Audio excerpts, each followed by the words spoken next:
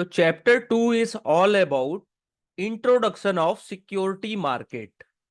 Introduction of security market. Okay, इसमें अपन introduction यानी कि बेसिक क्या क्या चीजें हैं उसको स्टडी करेंगे डिटेल में।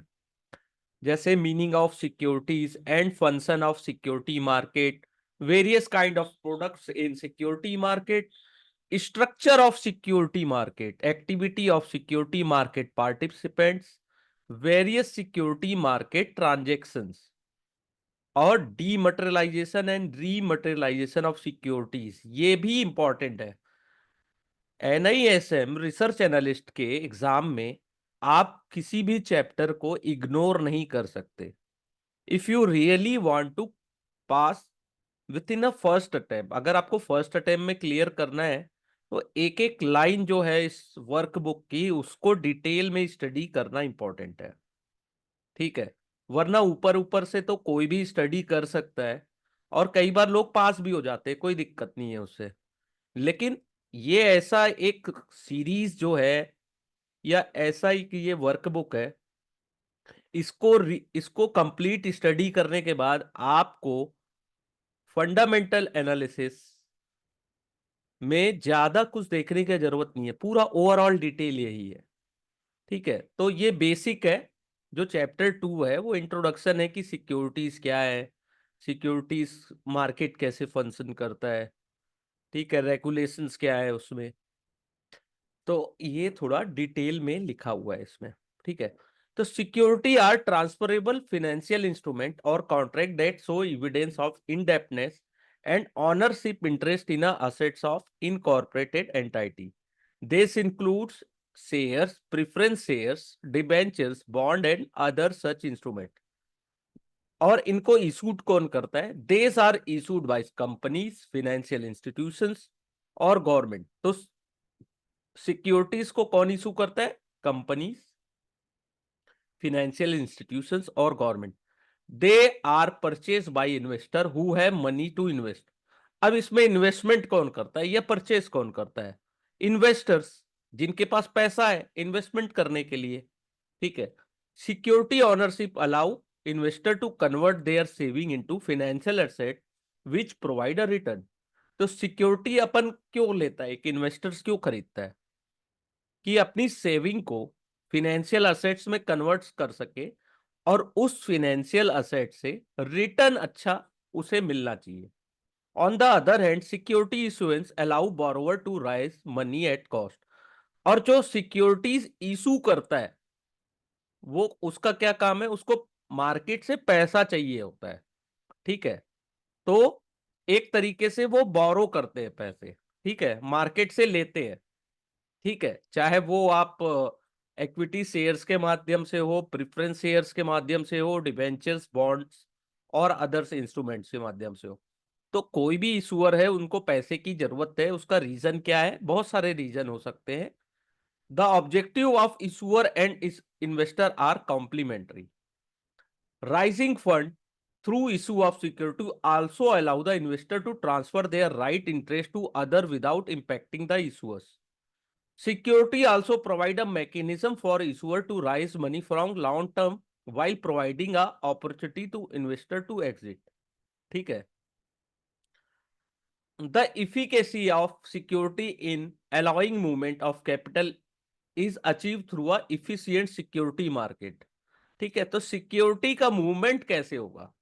उसके लिए एक सिक्योरिटी मार्केट की जरूरत है जहां पे investor, seller to buy and sell, investor क्या कर सके? इजिली बाय और इजिली सेल कर सके उस चीज को। ठीक है, उस सिक्योरिटीज को। तो उसका मूवमेंट के लिए सिक्योरिटी मार्केट की जरूरत होती है। सिक्योरिटी मार्केट का क्या काम है? Security market bring together large number of buyer and seller and thus create liquidity. तो सिक्योरिटी मार्केट में क्या होता है? अपन डीमेट अकाउंट खोलते हैं। ठीक है, उससे क्या होता है? अपन कोई भी सिक्योरिटीज या शेयर्स, बॉन्ड, उसको अपन खरीदी और बिक्री करते हैं। उससे क्या होता है? लिक्विडिटी मार्केट में बनी रहती है।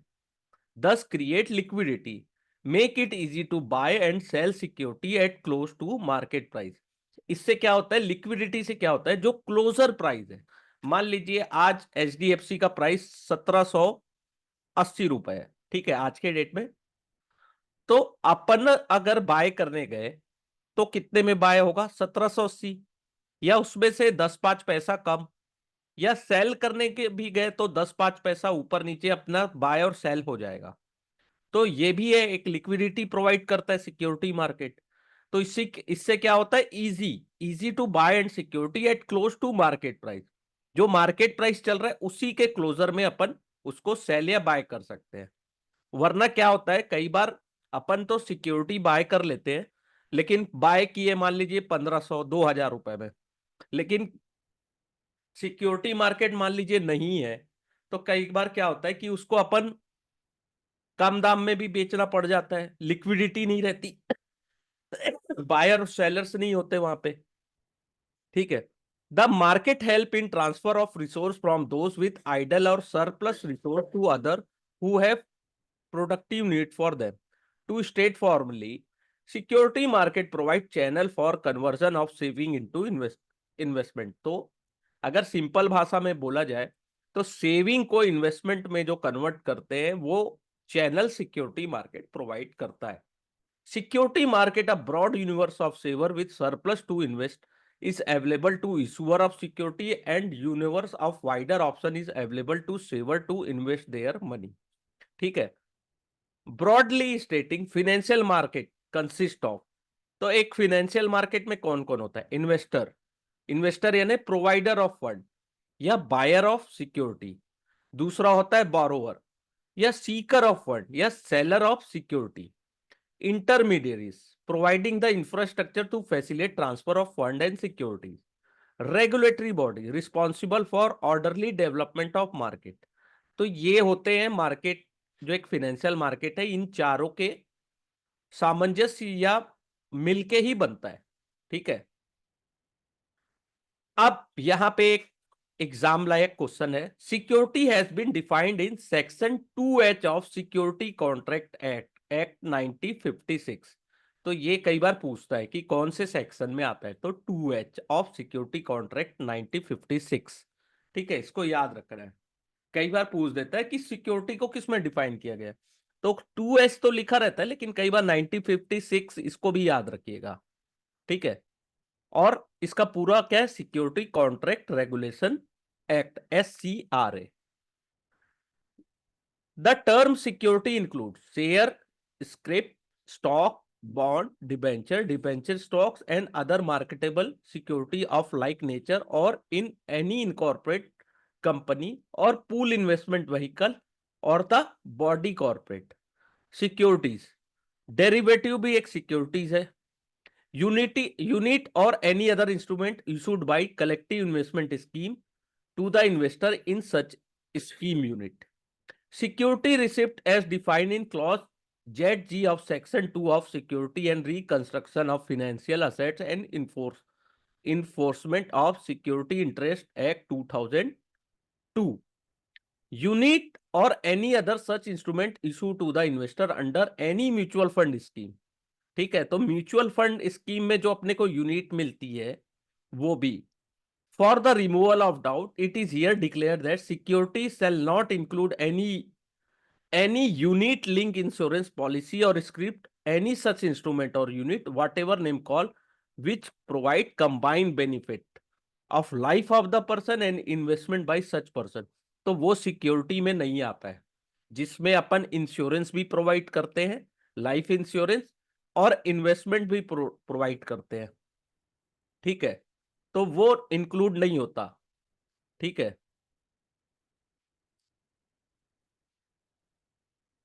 और इसका जो क्लॉज है, clause 9 section 2 of insurance act में दिया गया है। तो यूलिप जो होता है ना, जिसमें यूनिट लिंक्स इंश्योरेंस पॉलिसी जो होती है वो सिक्योरिटीज में नहीं आती है। यूनिट और any other instrument issued bye pool investment vehicle or any certificate or instrument issued to investor by issuer being a special purpose distinct entity which possesses any debt or receivable including mortgage debt assigned to such entity or acknowledging benefit interest of such investor in such debt and receivable including mortgage डेप्ट as the case may be. ठीक है, government securities होती है, such other securities may be declare by central government to be securities. Right और interest in securities जैसे electronic gold receipt are declare as securities. Notification dated 24 December 2021। तो electronic gold receipt जो ई gold अपन खरीदते हैं ना, उसके बारे में बात हो रही है, वो भी सिक्योरिटीज में आता है। Means electronic receipt issue on basis of deposit of underlying physical gold in according with regulation made by security exchange board of India under section 31 of the act. तो इलेक्ट्रॉनिक गोल्ड रिसिप्ट को भी securities में conclude किया जाता है, include किया जाता है। ठीक है, the investor in Indian security market है wide choice of financial product to choose from depending upon their risk appetite and return.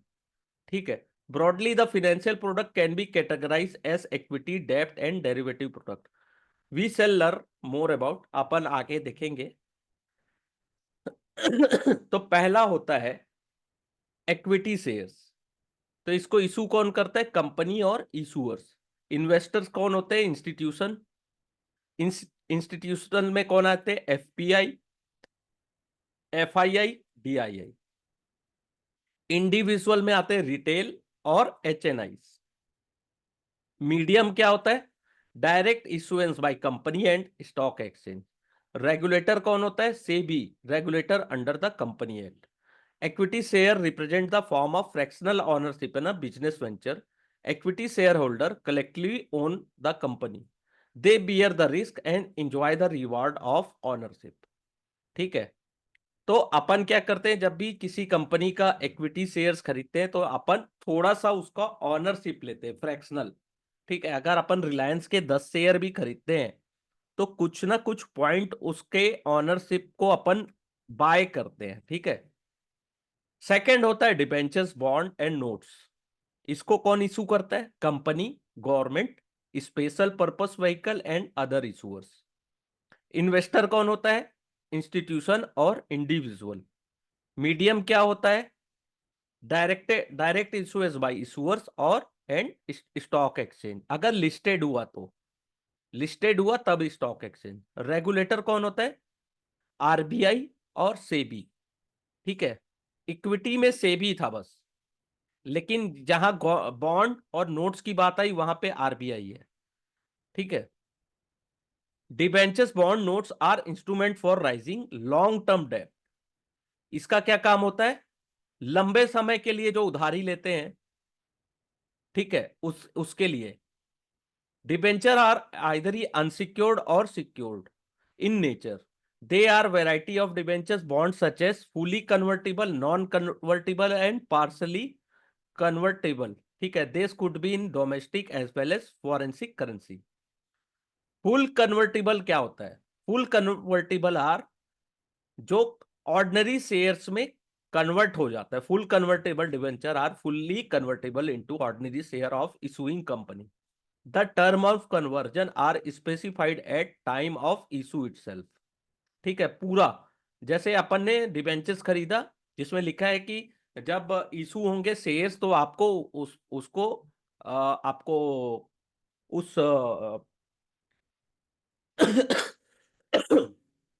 जो एफसीडी है उसको पूरा शेयर्स में कन्वर्ट कर दिया जाएगा एक स्पेसिफिक टाइम के बाद। ठीक है, और टर्म ऑफ कन्वर्जन भी रहता है ना, इसमें क्या रहता है? द टर्म ऑफ कन्वर्जन यानी कि नियम है उसके, डेट रहता है, स्पेसिफिक टाइम रहता है उसमें कि इस टाइम के बाद हो पाएगा।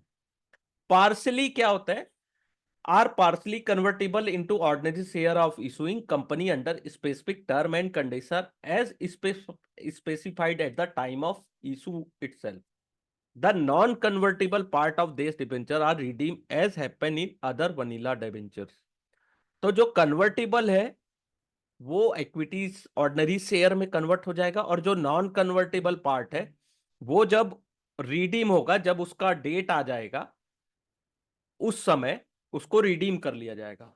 और एनसीडी क्या होता है? Non convertible debentures are pure डेब्ट without a feature of conversion. NCD are repayable और रिडीम रिडीमेबल ऑन मेच्योरिटी, जब मेच्योरिटी आएगी तो आप रिडीम कर सकते हैं या वापस उसको फिर से इन्वेस्टमेंट कर सकते हैं। डिबेंचर कैन बी प्योर डेप्ट और quasi equity as case may B, we would discuss, आगे भी अपन बात करेंगे। जो शॉर्ट टर्म डेप्ट इंस्ट्रूमेंट होते हैं उसका टाइम कितना होता है, नॉट एक्सीडिंग 1 ईयर। ठीक है, जो उसका टाइम पीरियड होता है 1 साल से ज्यादा का नहीं होता।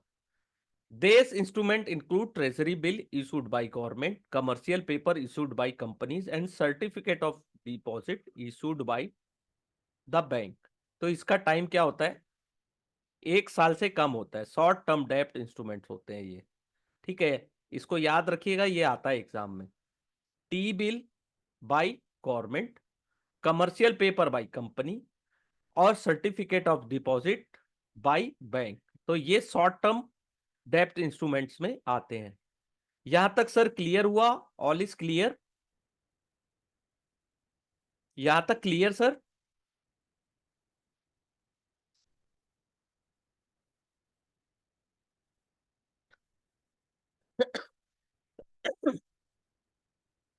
यहां तक क्लियर हुआ? बहुत ही बेसिक है, लेकिन यहां से क्वेश्चंस आते हैं। कई बार अपन जान के भी ना गलती कर बैठते हैं इस टाइप के इजी क्वेश्चंस में। ठीक है, अगर कुछ समझ में नहीं आएगा ना तो प्लीज मुझे चैट बॉक्स में बताइएगा, या आप मुझे अगर बोलेंगे तो मैं आपको अनम्यूट भी कर सकता हूं। तो आप अनम्यूट कर दूंगा तो आप मेरे से उसके क्वेश्चंस डिटेल में आप पूछ सकते हैं।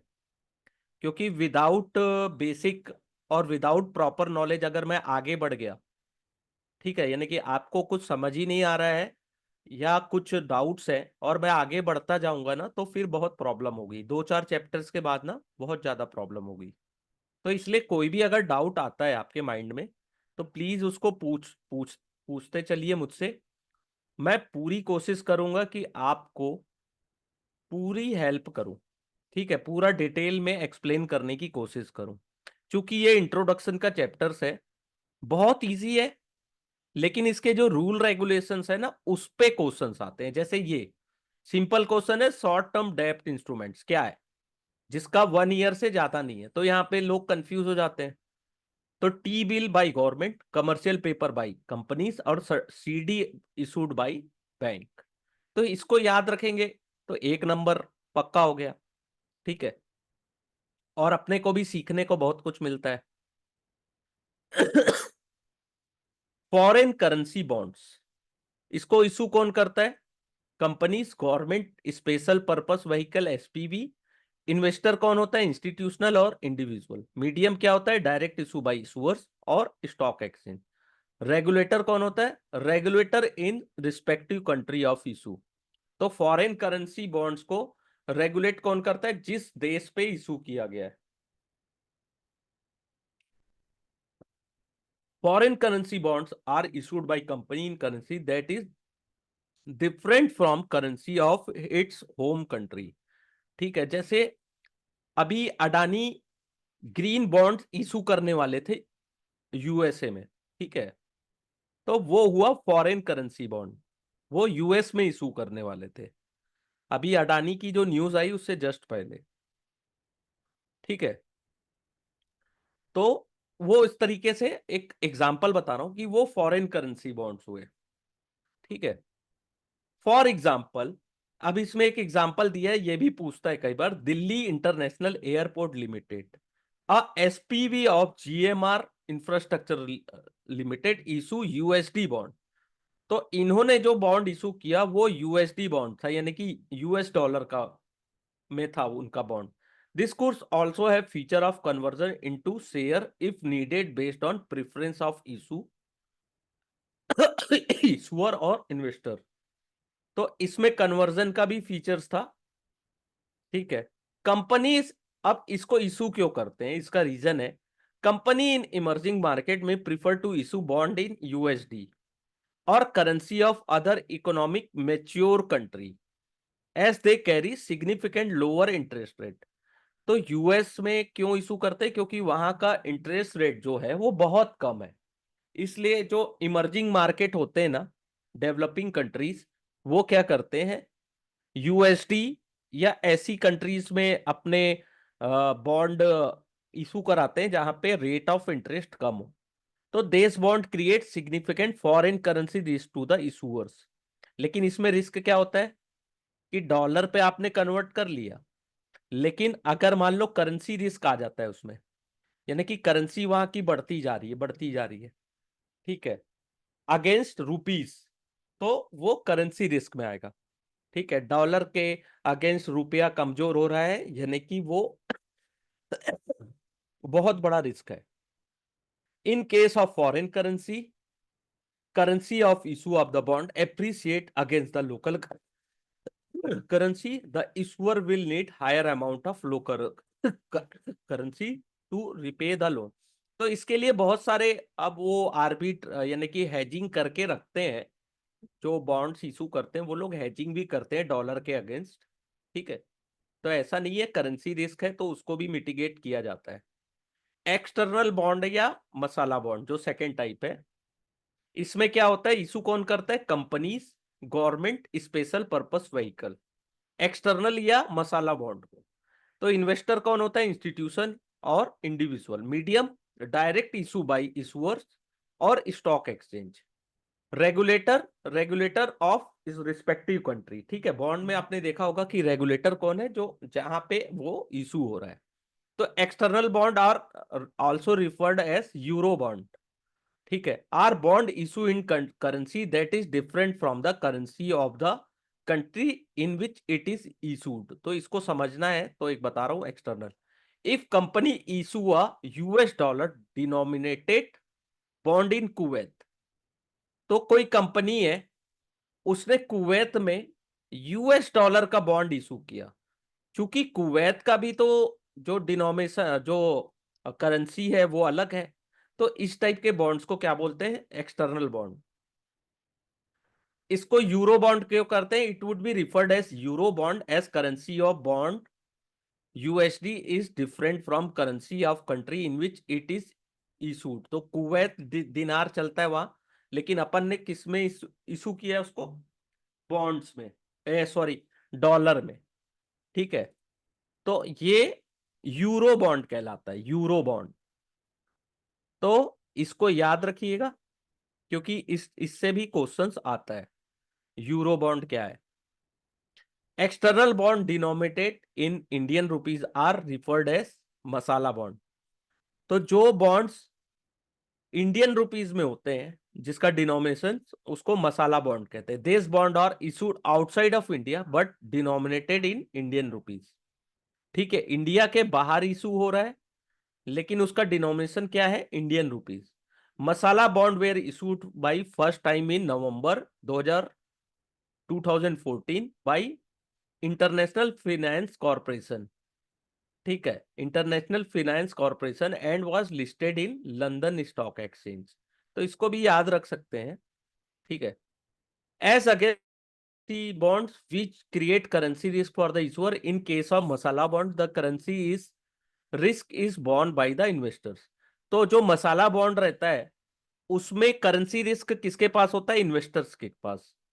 क्योंकि हमने तो आपको यूरोप में मान लीजिए अपन इशू कर रहे हैं इंडियन रुपीज का बॉन्ड।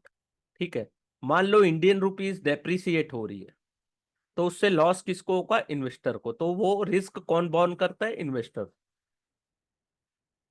ठीक है, अब इसमें लिखा भी है, since the bond are dominated in Indian rupees, if INR depreciated against the currency of the country of issue, the amount received by investor will be less than in local currency। तो अगर Indian rupees depreciate होती है तो जो भी loss होता है वो इन्वेस्टर को भरना पड़ेगा। वारंट एंड कन्वर्टिबल वारंट, इसको कौन इशू करता है, companies, investor, institutional, individual. Medium, direct issue या स्टॉक एक्सचेंज। रेगुलेटर कौन होता है, वारंट एंड कन्वर्टिबल वारंट में SEBI. Warrant are option that entitle a investor to buy equity share of issuer company after a specified time at predetermined price. Only a few company in Indian security market have issue warrant till now। बहुत कम लोगों ने issue किया है। तो ये warrants क्या करते हैं, इन्वेस्टर को इक्विटी शेयर्स देंगे, लेकिन कब देंगे, स्पेसिफाइड टाइम के बाद और प्री डिटरमाइंड प्राइस पे, तो वो वारंट हो गया।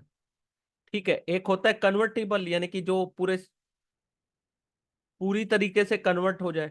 ठीक है, अब इंडाइसेस क्या है, इंडाइसेस से तो आप लोग फेमिलियर हो गए, यहां तक अगर कोई प्रॉब्लम आई तो प्लीज मुझसे पूछ लीजिए। देखिए, लाइव क्लास का फायदा तभी है जब आप कुछ डाउट रहे तो उसको डायरेक्ट आप पूछते जाए, अगर नहीं है कोई दिक्कत नहीं है, क्योंकि चैप्टर इजी है और मेरे ख्याल से बहुत सारे स्टूडेंट इसमें फैमिलियर भी हैं, तो ज्यादा दिक्कत नहीं जाती है। तो इंडाइसेस क्या है, a market index track the market movement by using the price of specific number of share chosen as representative sample. तो इंडाइसेस क्या होता है कि मार्केट का मूवमेंट जानने के लिए स्पेसिफाई नंबर ऑफ शेयर्स, यानी कि जैसे निफ्टी इंडेक्स, निफ्टी है तो उसमें क्या है, एचडीएफसी बैंक, रिलायंस, टीसीएस, जो इंडिया की टॉप 50 कंपनीज है अकॉर्डिंग टू मार्केट कैप, उनको वहां रखा गया है। तो most leading indices are weighted by market cap, तो जितने भी लीडिंग इंडाइसेस होते हैं उसको कैसे वेटेज होते हैं, market cap, to take into the account of fact that more the number of share issue greater the number of portfolio in which they may be held. Stock included in index are quite liquid, तो जो index में stock होते हैं वो थोड़े liquid होते हैं, making it possible for investor to replicate the index at low cost. Narrow indices are usually made up the most actively traded equity share in the exchange. Other indices to track sector और market cap categorize as also in use. ठीक है, तो बहुत सारे हैं। The most widely tracked indices in India are NSE Nifty 50. तो India में सबसे ज्यादा किसको, निफ्टी 50, बीएससी सेंसेक्स और एमएससीआई एसएक्स 40, ये तीनों को ट्रैक किया जाता है। The S&P Sensex has been computed as the market cap weightage index of 30 chosen stock on the BSE। तो जिनका सबसे ज्यादा मार्केट कैप है बीएससी के इंडेक्स में, तो उनके वेटेज से बनता है, इसलिए सेंसेक्स में 30 स्टॉक्स हैं। The SX 40 is composed of 40 most representative stock listed in MSCI, Metropolitan Stock Exchange of India Limited, MSCIL, and Nifty 50 is composed of 50 most representative stock listed on National Stock Exchange। तो Nifty 50 में कौन है, जो सबसे ज्यादा, जो top 50 के stocks हैं। The share included in these indices are chosen on the basis of factors such as liquidity, availability of floating stock and size of market cap। तो इनको कैसे सेलेक्ट किया जाता है, पहला liquidity, availability of floating stocks and size of market cap. ठीक है, ये तीन चीजें इसमें देखी जाती है। The composition of stock in index are review and modify from time to time to keep the index representative of underlying market. Some of the other common indices in India, Nifty next 50, Nifty 100, Nifty 500, S and P BSE 100, S and P BSE 500, S and P BSc mid cap, BSc small cap. तो ये इस type से बहुत सारे हैं और भी है, जैसे Nifty pharma, Nifty IT, Nifty infra. तो sector, these are also sector indices for banking, information, pharma, fast, FMCG और other stake created by exchange to enable tracking specific sector. तो तो स्पेसिफिक सेक्टर क्यों बनाया गया है कि अपन इस हर सेक्टर को स्पेसिफाई करके उसको ट्रैक कर सके। तो इसका मेजर यूज क्या होता है, the index can give a comparison of return on investment in stock market as oppose to asset class such as gold and debt, for the comparison of performance with active equity fund और portfolio. The performance of economy और any other sector of economy in countries indicated by index, real time market sentiment are indicated by index, indices act as a underlying for index fund और index future and options. ठीक है, तो इनके major use यही है, ठीक है, compare करना, ठीक है, इकोनॉमी के बारे में जानना कि कैसी चल रही कंट्री की इकोनॉमी, अगर निफ्टी अच्छा कर रही है यानी कि वहाँ की इकोनॉमी भी अच्छा कर रही है। ऐसा होता नहीं है लेकिन इसमें बताया गया। तो यहां तक any doubt please ask me.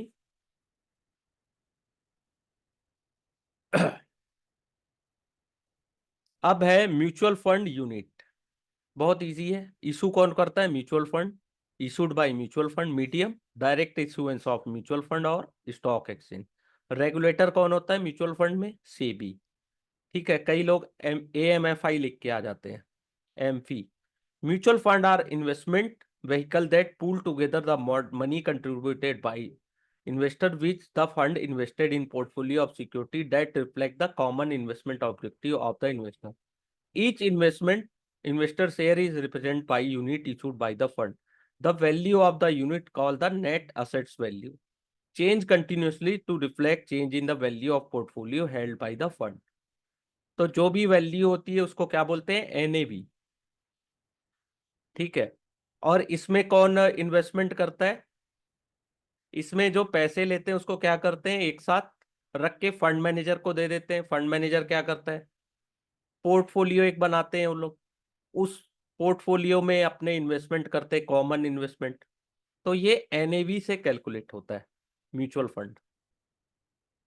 Mutual fund scheme can be classified as open ended and close ended. तो म्यूचुअल फंड दो टाइप का होता है, एक होता है ओपन एंडेड और दूसरा होता है close ended. Open-ended scheme offer the investor an option to buy unit from the fund at any time and sell the unit back to the fund at any time. तो open scheme जो होती है उसमें कभी भी आप bye and cell कर सकते हो, उसका कोई मेच्योरिटी नहीं होता। The unit can be bought and sold any time at the naive link price. लेकिन क्लोज में क्या होता है? क्लोज में उसका एक टाइम फ्रेम फिक्स रहता है।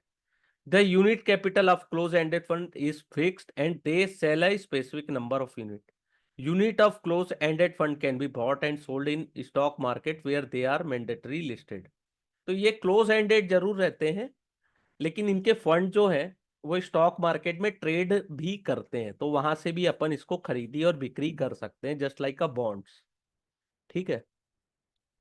अब होता है एक्सचेंज ट्रेडेड फंड्स। उसको कौन इशू करता है? Mutual fund.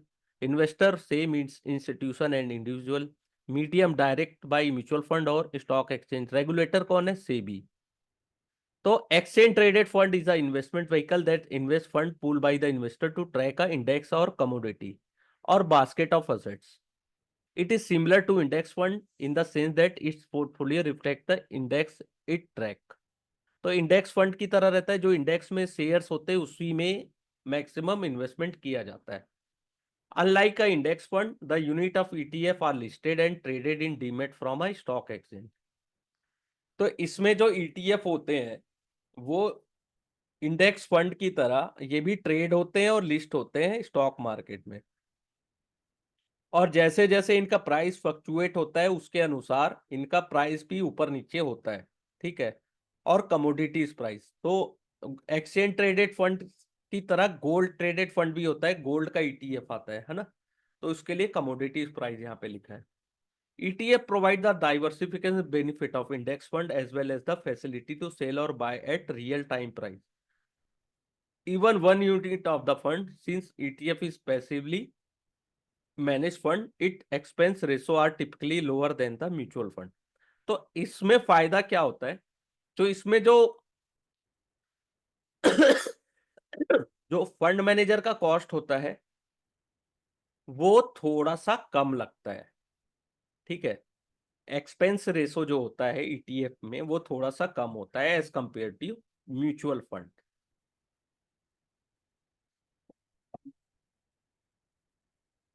अब होता है हाइब्रिड और स्ट्रक्चर प्रोडक्ट्स। तो पहला होता है preference shares. Preference share as their name indicate are special kind of equity share which have preferential over common ordinary equity share at the time of dividend at the time of repayment of capital in the event of winding up the company. They have some feature of equity and some feature of debt. Preference share resemble equity as preference shareholder are called shareholder of the company. Payment to them in term as dividend and same is paid for from the profit after tax, and dividend payment is not an obligation like interest. Unlike common equity share, preference share do not carry voting right. तो preference shares जिनके पास होते हैं उनके पास voting right नहीं होता, और right over the residual asset of company in case of winding up. और इनके पास ऐसा राइट भी नहीं होता कि अगर मान लो कंपनी वाइंड अप हो गया तो इनको कुछ मिलना नहीं है, उसमें उनके पास राइट नहीं है। ठीक है।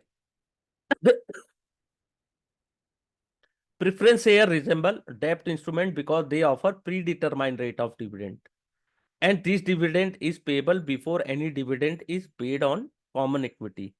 तो जो प्रिफरेंस शेयर होल्डर रहते हैं, ठीक है, उनको प्री डिटरमाइंड रेट पे डिविडेंड दिया जाता है।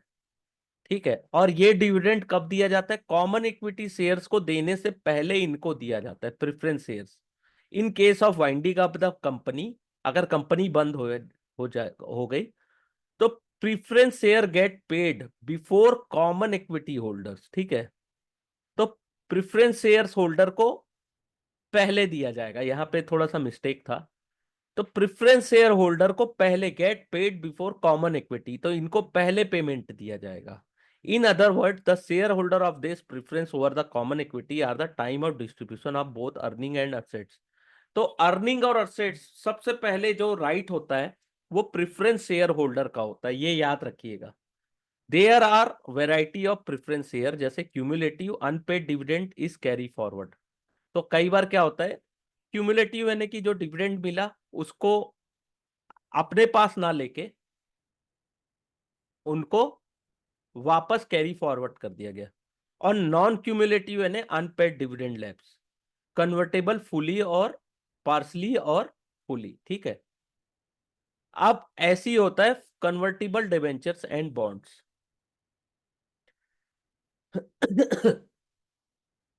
Convertible debentures are instrument that can be converted into equity share of company at future date. This security also has feature of both debt and equity. It pay periodic coupon interest just like any other debt instrument till conversion and at predefined level. This debt instrument may get converted in equity shares. ठीक है, तो convertible debentures and bond क्या होते हैं? ये क्या है, इनमें दोनों के फीचर्स होते हैं। ये पूरी तरीके से या तो शेयर से इक्विटीज में कन्वर्ट हो जाते हैं at a particular future date, या तो आधे कन्वर्ट होते हैं आधे नहीं होते। ठीक है, तो fully convertible where the entire face value of debenture is converted into the equity, तो ये फुली हो गए। पार्सली कन्वर्टेबल में where a portion of debenture is converted into the equity. The non convertible to remain in debentures, earn interest income and get repaid on redemptions. ठीक है, optional convertible क्या होता है? ओसीडी क्या होता है? Are convertible into equity as a discretion of debentures who may choose to convert them into equity. या तो इक्विटी में कन्वर्ट हो जाओ, और नहीं होना है तो ठीक है हम डेप्ट में ही है। तो ये ऑप्शनली कन्वर्टेबल हुआ। तो तीन टाइप के हो गए, full convertible, partly convertible and optionally convertible. The issuer specifies the date of conversion at the time of making the issue itself. This will generally include date on which or before which the conversion may be made. तो date जिसके पहले या जिसके बाद अपन उसको convert करना है। Ratio of conversion, ठीक है, कि कितने शेयर्स मिलेंगे, 10 number of share that investor will be eligible to get for each debenture. तो एक एक डिबेंचर्स में कितने शेयर्स को कन्वर्ट किया जाएगा। ठीक है, और price at which the share will allotted to investor on conversion. Usually this is at discount to the market price. ठीक है, मार्केट प्राइस से कम में मिलता है जो प्राइस होता है शेयर का जिस जिस पर कन्वर्जन होता है। Proportion of debenture that will converted into the equity. ठीक है, क्या किस प्रपोर्शंस में होगा कन्वर्ट। तो ये सब चीजें जानने लायक चीजें। The advantage of issuer of convertible debenture lie in the fact that convertible debenture usually have lower coupon rate. तो जो कन्वर्टिबल डिबेंचर्स होते हैं उसका जो कूपन रेट है यानी कि जो रेट ऑफ इंटरेस्ट है वो कम होता है रेदर देन प्योर डेप्ट इंस्ट्रूमेंट। तो ये भी याद रखने वाली चीज है। This is because the yield of investors in such debenture is not from the coupon alone but also the possibility of capital appreciation in investment once the debenture are converted into a equity shares. Moreover, the issuer doesn't have to repay the debt on maturity since shares are issued in lieu of repayment। ठीक है, तो आपको डेप्ट में maturity में उनको paid नहीं करना पड़ेगा क्योंकि जो आपके जो डेप्ट्स या डिबेंचर्स थे वो ऑलरेडी शेयर्स में कन्वर्ट हो गए। लेकिन इसका डिसएडवांटेज क्या होता है? The disadvantage to this that stake of existing share holder get diluted. तो जो एक्सिस्टिंग शेयर होल्डर्स का जो स्टेक रहता है वो डाइल्यूट हो जाता है when when fresh share are issued on conversion. उससे क्या होता है, ज्यादा से ज्यादा शेयर होल्डर आ जाते हैं। The proportion hold for existing share holder fall. The investor in convertible debenture have advantage of equity and डेप्ट फीचर। तो इन्वेस्टर के पास दो एडवांटेज होता है इक्विटी और डेप्ट का। They earn coupon income in initial stage. तो जब तक वो कन्वर्ट नहीं हुआ रहता तब तक उनको कूपन इंटरेस्ट मिलते रहता है। और when the company project in nascent stage and once debenture is converted into share they may benefit the appreciation in value of share। तो उनको जब वो कन्वर्ट हो जाते हैं शेयर में तो उससे क्या फायदा मिलता है? जो शेयर प्राइस में एप्रिसिएशन हुआ उसका उनको फायदा मिलता है। ठीक है, तो 5 मिनट्स का अपन ब्रेक लेते हैं। उसके बाद फिर वापस आते हैं। अभी 8:15 हो रहे हैं, 8:15। 8:20 को अपन वापस आते हैं, फिर अपन आईडीआर, जीडीआर और एडीआर को अच्छे से पढ़ेंगे। ठीक है, 5 मिनट्स का ब्रेक है।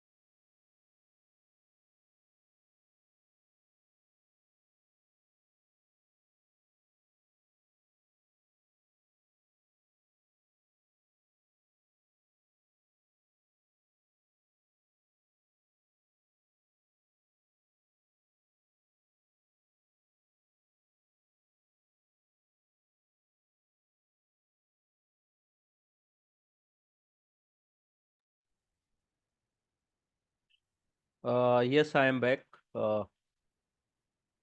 अब अगला है, इसमें से भी क्वेश्चंस आते हैं कि आईडीआर यानी Indian depository receipt, global depository receipt GDR, और अमेरिकन डिपॉजिटरी रिसिप्ट एडीआरस। तो डिपॉजिटरी रिसिप्ट क्या है?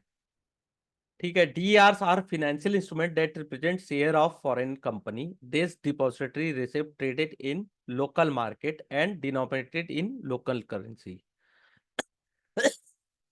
The process of issuing depository receipt are company or investor deliver a specific quantity of equity stock, equity shares to a bank। ठीक है, company या investors क्या करेंगे? ठीक है, deliver a specific quantity of equity shares to a bank, यानी कि bank में दे दिए। Bank place the security in a custodian account in the country where the company is domiciled. The bank then issue a certificate. तो वो bank जो certificate issue करेगा, ठीक है, such share in overseas market, उसको बोलते हैं डिपॉजिटरी रिसिप्ट। यानी कि हमने आपके शेयर्स, बैंक ने आपके शेयर्स को रख लिया फॉरेन कंट्रीज में, और उसके अगेंस्ट डिपॉजिट रिसिप्ट निकाल दी उसको। जैसे एचडीएफसी का एडीआर आपको पता होगा, इन्फोसिस का एडीआर, टाटा मोटर्स का भी है शायद। If the issuing company is the one that deliver the security, initiate the process, it is referred as sponsored depository receipt, and they can be listed in exchange of country in which the DR are issued. Companies that want their DR to be listed should apply for listing and should compile with the listing requirement. तो जो DR है उसको अगर list करना है तो आपको apply करना पड़ेगा और कंपाइल करना पड़ेगा लिस्टिंग रिक्वायरमेंट को। On the other hand, if shares are delivered by investor, they are referred as unsponsored depository receipt. Typically, unsponsored DRs are not allowed to be traded in stock exchange. They can trade it in OTC. ठीक है, they also have less regulatory। तो जो अनस्पॉन्सर है उसकी तो बात ही नहीं करनी चाहिए, लेकिन फिर भी बता दे कि जो अनस्पॉन्सर है वो ओवर द काउंटर यानी कि बाहर काउंटर पे ट्रेड होते हैं, जिसमें रेगुलेशंस भी उतने नहीं होते। DRs may feature two-way fungibility, subject to regulatory provision of country involved. This means that share can be bought in the local market and convert into a DR to be traded in foreign market. DR can bought and converted into underlying share which are traded on the domestic stock exchange. So Indian company are permitted to raise foreign currency source in form of issue of ordinary equity share through depository receipt. Foreign company are also allowed to raise equity capital from India through IDR। ठीक है, तो जो विदेशी companies हैं वो IDR के through भी पैसे अपने इक्विटी कैपिटल राइज करती है इंडिया में। ठीक है, तो वो इंडियन डिपॉजिटरी रिसिप्ट हुआ। SEBI has laid down the guideline to follow by the company for IDR. तो आईडीआर अगर आपको इशू करना है इंडिया में तो सेबी के जो गाइडलाइन है उसको आपको फॉलो करना पड़ेगा। This include the limit on the money raised by the company in India, 1 year lock-in on the conversion of IDR into shares। ठीक है, तो अगर कन्वर्जन हो गया शेयर्स में तो 1 ईयर का लॉक इन टाइम भी रहता है, ये भी याद रखिएगा जब आईडीआर है। द एबिलिटी और IDR to only resident Indian investor. जो आईडीआर है वो केवल इंडियन लोगों के लिए, only resident Indian investors. Several stock exchange around the world allow trading in depository receipt of foreign country. This depository receipt can be specified to country or can be traded across multiple countries. In case of GDR, some of the country specific depository receipt। तो सबसे famous जो है American depository receipt है, इसका full form भी कई बार पूछ देता है, तो इसको याद रखिएगा। This depository receipt issue and traded in USA that are issued by non-US company। तो ये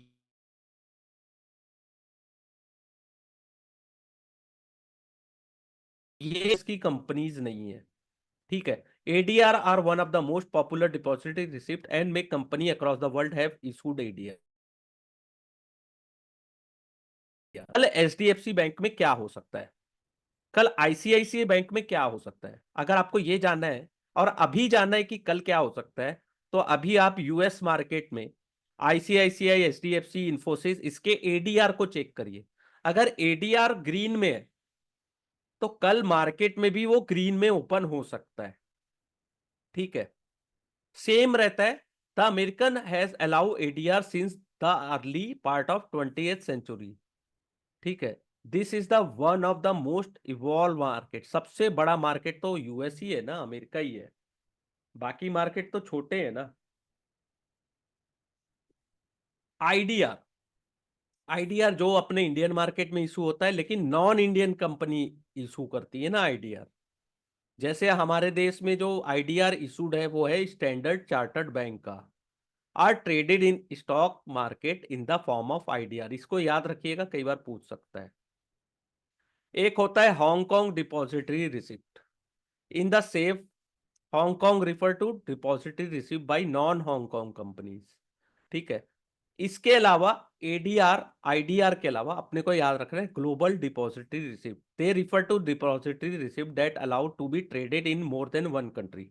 एक से ज्यादा कंपनीज में अगर, एक से ज्यादा कंट्रीज में अगर डीआर उनका ट्रेड हो रहा है तो वो ग्लोबल डिपॉजिटरी में आएगा। GDR preferred by issue by union European union member state as commonly in the regulation make it easy for issuing company to compile with regulation across the reason.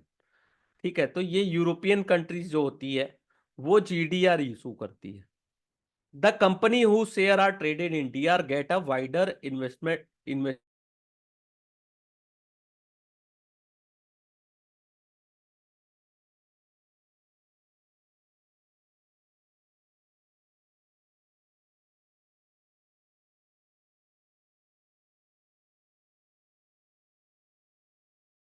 with their existing broker and local currency. Or holding DRs give the investor the right to dividend and capital appreciation from underlying, but no voting right. इसमें voting right बस आपके पास नहीं होगा, बाकी dividend और capital appreciation मिलेगा।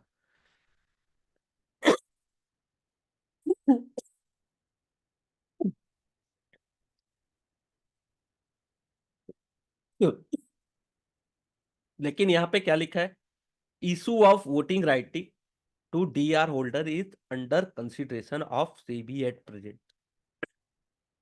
ठीक है, तो ये डीआर हो गया, एडीआर, आईडीआर और जीडीआर, ये तीन चीजों को याद रखिएगा। एडीआर यूएस अमेरिका में, इंडियन, आईडीआर इंडिया में।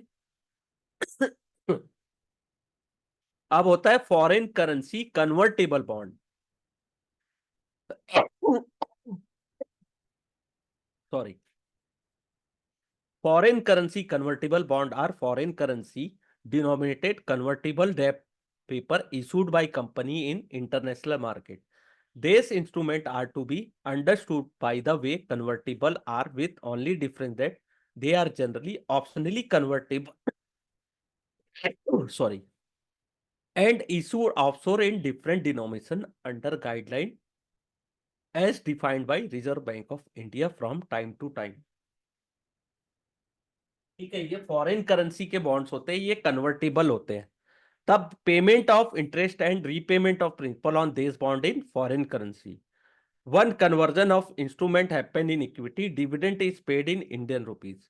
अब जो फॉरेन करेंसी कन्वर्टेबल बॉन्ड है उसमें क्या है कि जो डिविडेंड मिलेगा वो इंडियन रुपीज में मिलेगा ना, और जो इंटरेस्ट और रीपेमेंट होगा वो किस में होगा, फॉरेन करेंसी में होगा, ना कि इंडियन रुपीज में।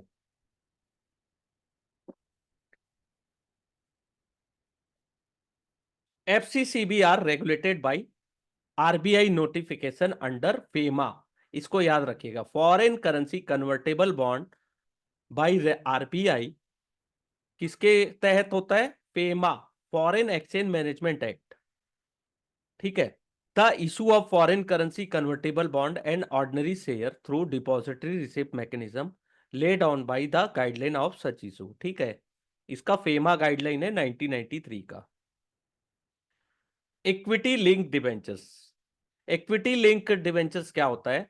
आर फ्लोटिंग रेट डेब्ट instrument whose interest is based on return on the underlying equity asset such as Nifty 50, S&P and individual stocks. तो उसका इंटरेस्ट किस किस टाइप से पेड होता है? जैसा भी निफ्टी, S&P या इंडिविजुअल स्टॉक जिसका इन्होंने एक बास्केट बनाया है, उसके अनुसार the issuer of bond invest as predetermined part of principal amount collect in fixed income security like bonds, which provide principal protection, while the balance is used to buy option which provide the exposure to return on equity.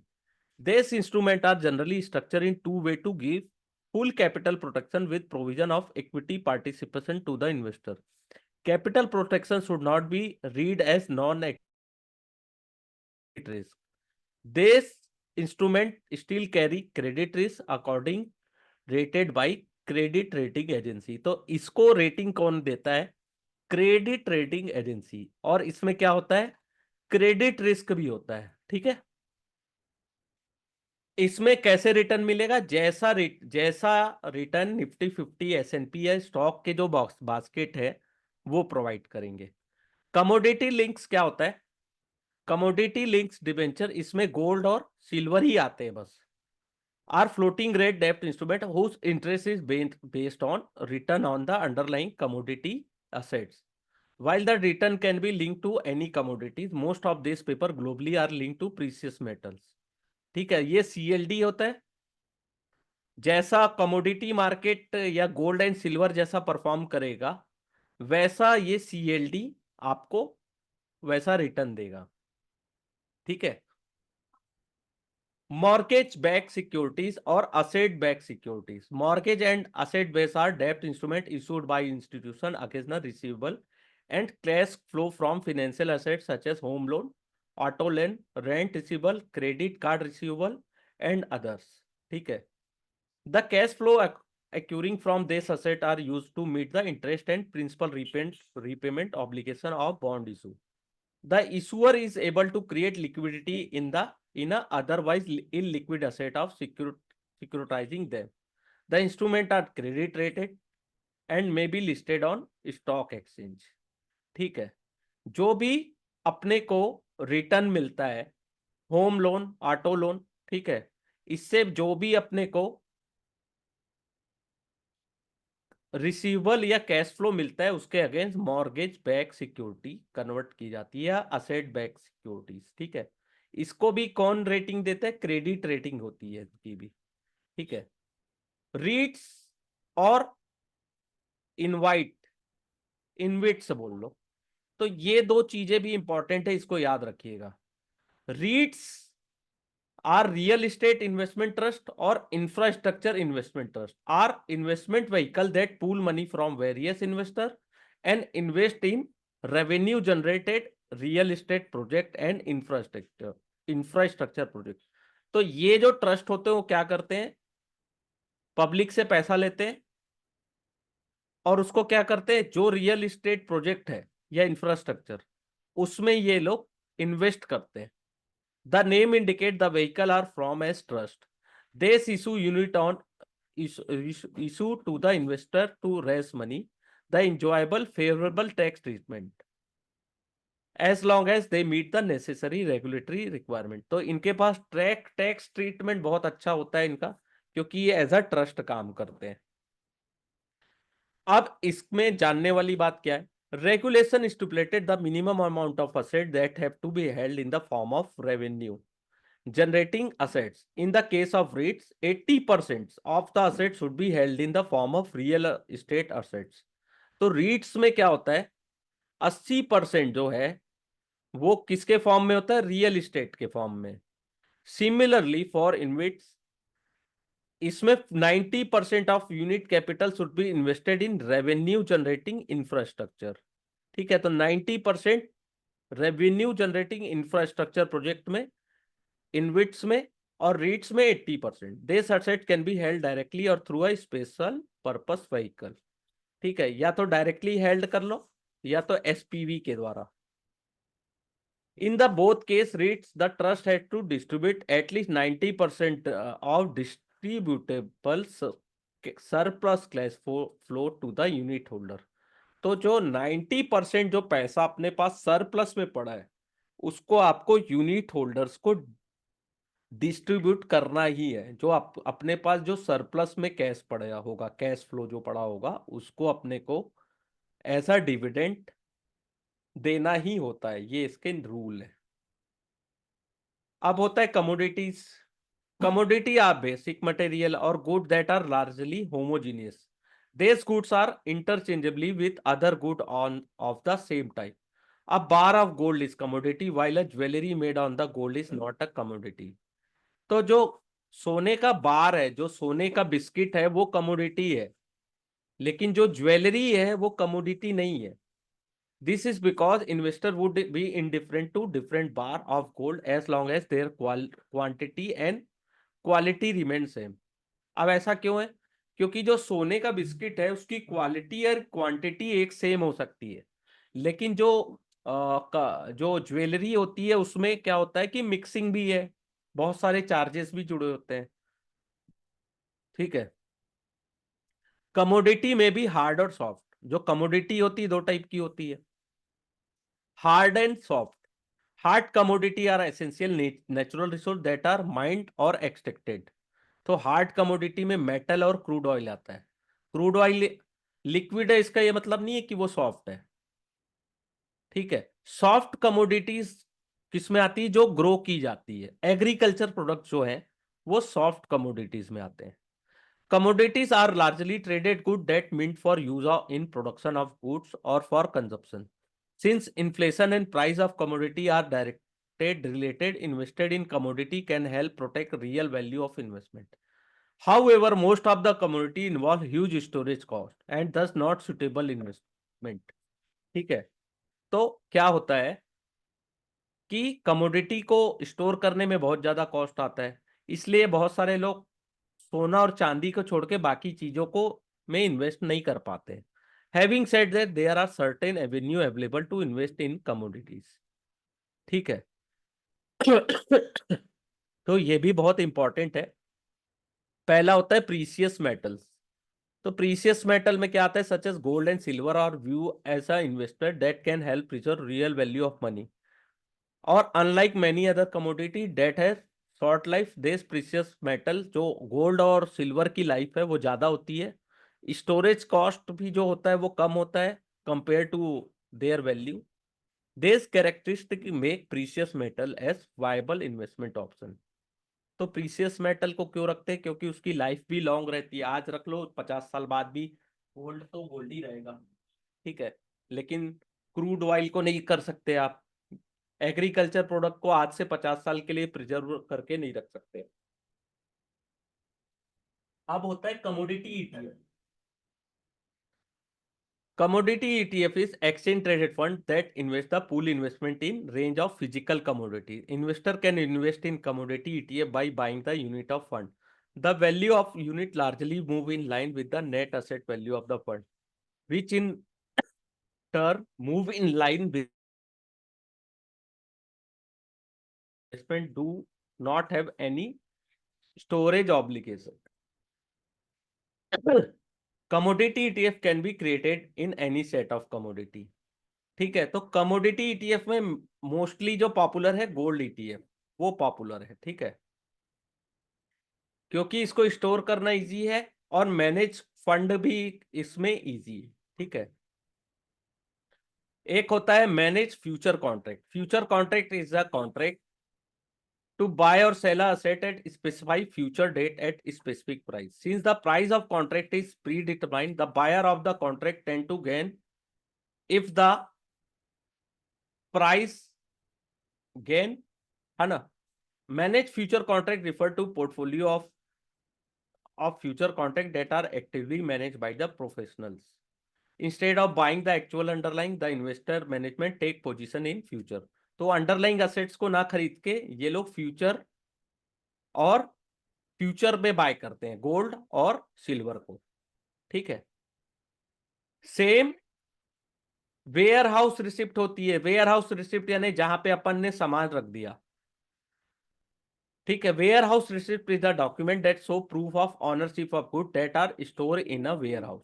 Most of this warehouse receipt are negotiable. जहां पे अपन ने अपना पूरा ownership goods का रख दिया है और उसकी रिसिप्ट ले ली है, तो उसके अगेंस्ट उसको भी अपन सेल कर सकते हैं, वो भी निगोशिएबल होता है। The title of underlying goods can be transfer by simply transfer the receipt. तो रिसिप्ट को एक हाथ से दूसरे हाथ दे के भी अपन उसको सेल कर सकते हैं, है ना। ये मैक्सिमम आप देखे होंगे जो बड़े बड़े स्टोरेज होते हैं वेयर हाउस, वहां पे ये लागू होता है वेयर हाउस रिसिप्ट, ठीक है। तो नेक्स्ट क्लास में अपन देखेंगे स्ट्रक्चर ऑफ सिक्योरिटीज मार्केट, और नेक्स्ट क्लास में अपन चैप्टर 2 को कंप्लीट कर लेंगे। एनी क्वेश्चन फ्रॉम यहां तक कुछ